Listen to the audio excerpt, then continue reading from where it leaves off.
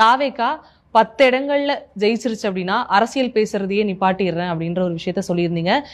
10 seat ஜெயிச்சிடும், நான் அரசியலே பேச மாட்டேன். ட்ரோல் பண்றதுங்கிறது எனக்கு ரொம்ப புதுசே இல்லை, நான் அதெல்லாம் பார்க்கறது இல்லை. இன்னமும் சரியா படிக்க, இன்னமும் சரியா புரிந்து கொள்ள முயற்சி பண்ணுமே தவிர இதுல ரோச பொருள் அர்த்தம் கிடையாது. நான் சொன்னது உண்மைதான், நான் இல்ல, நான் ஏற்கனவே சொன்னேன், திரு விஜயே இந்த அளவு வெற்றி பெறும் நினைச்சிருக்க மாட்டார், இது தெரியும். இந்த வெற்றி சாத்தியம் இல்லைங்கிறது அவர்களே நினைத்தது. அதை தாண்டி இறைவனுடைய கருணை உங்களுக்கு இருந்துச்சு. அதெல்லாம் நான் ரிக்ரெட் பண்ண இருக்கும், நான் வந்து போட்டியாளர் கிடையாது. இதுல நம்ம ரிக்ரெட் என்ன இருக்கு? இதுல ரோச பொருள் அர்த்தம் கிடையாது. நாக்கு இருக்கே அது ஒரு அபாயமான ஆயுதம், அதனால்தான் வாய்க லாக்கப்புக்குள்ள அழைச்சு வச்சிருக்காங்க, புரியுதா? என்ன செய்யறது? இந்த நாகரிக உலகத்துல நான் ஒரு ஏமாளி. இங்க ஒவ்வொரு செலவு மதிப்பிலையும் ஒரு சதி மறைஞ்சு கிடக்கு.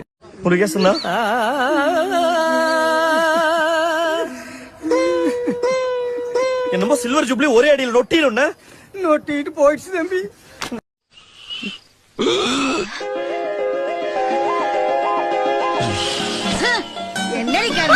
இப்படி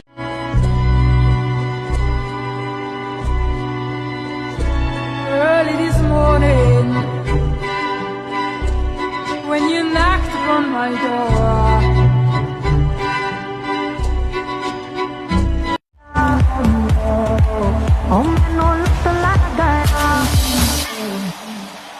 Assalamualaikum Larry.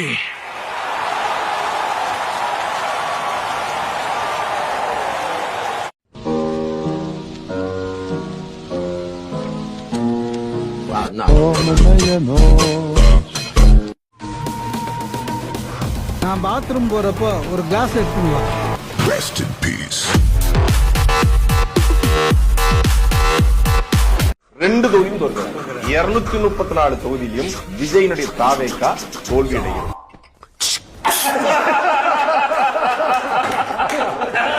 யார வேணா மிரட்டிடலாம், திமுக காரனை மட்டும் மிரட்ட முடியாது.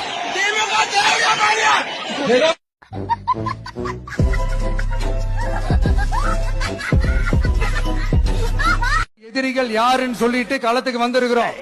2026 சட்டமன்ற தேர்தலில் களத்துல இருக்கிறாங்களோ அவங்கள மட்டும் தான் எதிர்க்கிற ஐடியா எல்லாம் இல்ல பாஸ். நீங்க கேட்கிறீங்கன்றதுக்காக எல்லாம் எதிர்த்துட்டு இருக்க முடியாது பாஸ். சினிமாவுல பஞ்சடா நிறைய வேலை இருக்கு. எனக்கு உங்க ப்ராப்ளம் என்னன்னு தெரிஞ்சிருச்சு. நீங்க இத்தனை வருஷம் முக்கி புடுங்கினதை எல்லாம் யாரோ ஒருத்தன் திடீர்னு வந்து புடுங்கிட்டா I understand.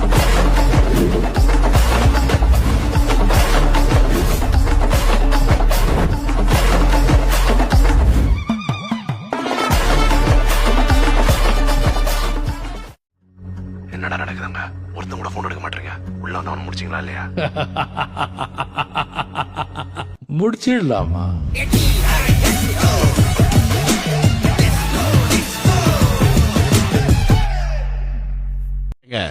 அவ ஒழுங்கா ஒரு காலேஜ் கட்டிட்டு போயிருந்திருப்பான். சும்மா இருந்தவன நோண்டி சூப்பர் ஸ்டார் ஆக்கி விட்டீங்க. இப்ப அவன் ஊருக்கு ஒரு காலேஜ் ஓபன் பண்ணிட்டான். ரோடு போடுறான், தண்ணி கொண்டு வர்றான், மந்திரி சபை மாதிரி ஒவ்வொரு துறைக்கும் எக்ஸ்பர்ட் டீமை வச்சுக்கிட்டு ஒரு பிரைவேட் கவர்மெண்ட் நடத்திட்டு இருக்கான். விட்டா சிஎம் ஆயிடுவா போல இருக்க. எதிரி இங்க உருவாகிறது இல்லைங்க, நாம தான் உருவாக்குறோம்.